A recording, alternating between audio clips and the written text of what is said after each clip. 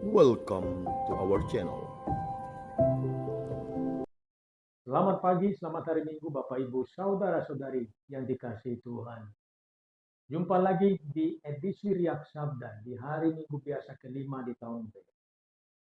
Bacaan-bacaan suci hari ini berbicara tentang fakta bahwa derita penyakit adalah bagian integral dari kemanusiaan kita. Penderitaan menyingkapkan kerapuan sekaligus keberadaan kita yang seringkali tersembunyi di balik kegembiraan dan kesenangan hidup. Kisah Ayub dalam bacaan pertama dan kisah ibu mertua Petrus dalam Injil menunjukkan bahwa sakit, derita bisa menghadirkan situasi batas, putus asa, tanpa harapan. Namun dalam Yesus, Tuhan selalu ada happy ending, akhir yang membahagiakan. Ada dua hal penting yang patut kita renungkan. Yang pertama, kita semua pasti ingin panjang umur, sehat, bugar, dan mengalami hidup yang indah. Namun, kita juga memiliki pengalaman sakit, derita, penyakit, dan akhirnya meninggal.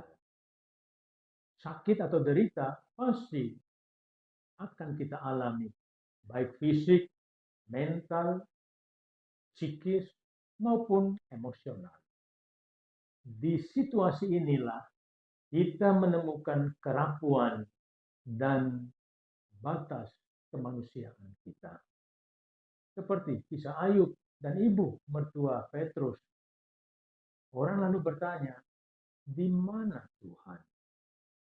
Beberapa hanya pasrah pada keadaan, yang lain sibuk berontak, protes, walau tetap saja mereka tidak dapat menemukan solusi atas sakit dan derita yang dialami. Saudara-saudari, seorang filsuf, Gabriel Marcel, mengatakan bahwa derita bukanlah masalah, tetapi sebuah misteri. Jika masalah itu sesuatu yang bisa saya jangkau, analisa, dan temukan solusi, bahkan untuk masalah yang belum terpecahkan, maka misteri adalah sesuatu di luar jangkauan kemampuan pengetahuan yang tidak dapat saya tangani. Menghadapi derita, jangan banyak tanya. Jangan juga berontak atau protes, karena itu hanya akan menambah masalah, menambah derita, sakit. Kuncinya, andalkan Tuhan. Di dalam derita, kita belajar beriman bahwa di saat tergelap dalam hidup kita, Tuhan tidak pernah meninggalkan kita. Dia bersama-sama kita dengan keadaan kita yang rapuh dan terbatas ini. Poin kedua, sebagai manusia, Yesus pun mengalami rasa sakit. Dia menderita dan wafat. Tetapi Tuhan menang di dalam dirinya dengan kebangkitan, menjadi bukti bahwa Yesus menang. Dalam keadaan sakit, menderita, kita tidak pernah sendirian.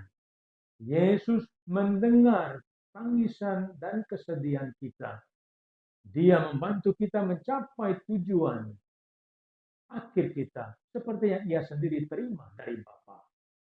Oleh karena itu, penderitaan kita adalah keadaan atau kondisi yang harus dialami.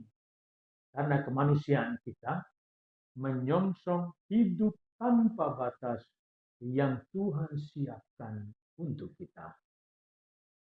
Yesus dalam Injil menyembuhkan ibu mertua Petrus untuk menunjukkan bahwa Tuhan memiliki kuasa menyembuhkan fisik, mental, atau emosi kita.